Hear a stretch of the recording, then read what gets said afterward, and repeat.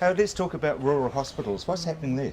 Well, what we're doing is making sure that every rural hospital and major health centre is connected to broadband. So you might say, why? Well, I tell you that it's because with high-speed internet into our hospitals, it means that every rural hospital can have access to the best specialists, instant transmission of x-rays, instant diagnosis of specialist reports. So what it's about, Rob, is making sure our rural communities have high-speed, responsive, world-leading health services at their fingertips. So it's really exciting, and it's all part of this whole transmission to sort of digital services across New Zealand. Because health services in the rural sector are hard because of distance. They're hard. And it's hard to get specialist staff. You know, it's hard to have a urologist or a cardiologist in the community, and having to wait for them to come and assess your reports and the like is more delay. So what this means now is that every one of our rural hospitals across New Zealand is now connected to ultra-fast fibre. That's world-leading high speed. So those results can go straight to the best specialist wherever they are, and that diagnosis and treatment plan can be responded to instantly. And in the future, what's really cool is it'll mean that people will be able to stay in their own homes far longer and receive real-time monitoring from their health professionals. So instead of having to leave your community and go somewhere else for treatment or monitoring, we'll be able to make that happen at home for people so they can stay with their families and with their communities. So it's a pretty exciting future. Are you doing anything, or is it possible to get more GPs into the rural area because it's not sexy for them? No, look, it is hard, and we've done a lot of work with voluntary bonding. So what we've said is if you'll sign up to work in rural communities and hard to staff places, then we'll write off your student loan progressively over the time that you're there. So we're not doing it on a compulsory scheme, that's not our brand, but we are saying if you commit to going to some of those communities, we'll meet you with some student loan write-off, and that's been very popular. But what's getting harder and harder is the after-hours servicing in rural communities.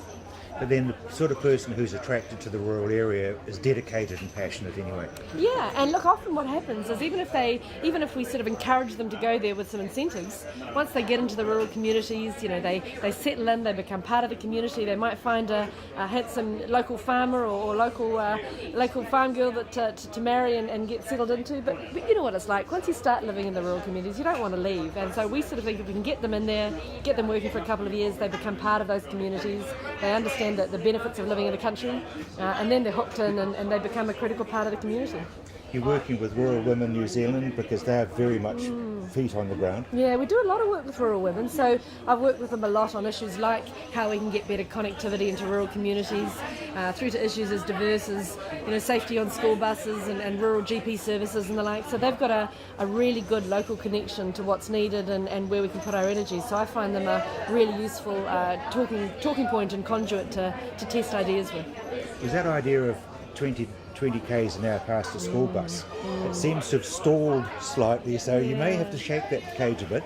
Yeah, look, the one that I've been really pleased with in my patch is we've managed to get speed reductions outside the primary schools themselves, because even though it's already law to do 20k past a school bus, most of my rural primary schools you can go past at 100k an hour past the school itself, and that to me is just not okay, it's not safe. So with a bit of help from groups like Rural Women and Fed Farmers, we've managed to push certainly the Selwyn District Council and some others into having 40k speeds maximum past rural primary schools, and I'm really proud of that because that's going to save lives. But 20k's past a school bus either way is still the law, and if you try and slow down to that, often you get abused by other drivers. So I think it's something we all have to be more mindful of. But some of their ideas with flashing lights and the things, I think we have to continue to try and back. So that already is law. You can law. 20k past a school bus that's stopped on the side of a road. It doesn't matter if you're on a 100k zone. If there's a school bus stopped, either direction, whether you're on the same side of the road or not, you have to slow to 20 kilometres an hour. But I tell you what, not many drivers do. But I guess all I'd say is if the worst happened and a kid ran out and you hit them and that child was killed, quite apart from the legal liability, you'll never get over that. So I just would encourage everyone, if you see a school bus or you see a rural primary school, slow down, because young children are unpredictable, and that's a situation that none of us want to be in. How long will it be before that broadband hits the rural hospitals? It's done now. So I just put out a press release this morning, actually, Rob. You're getting the scoop.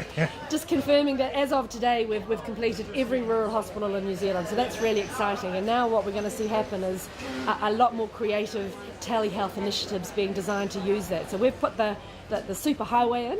And now we're going to see that the medical profession really start to think about how they can maximise the use of that. So it's live from today, so that's pretty exciting. And across our rural schools, we're up to 97% connected, so we've almost connected every single school as well. So good progress.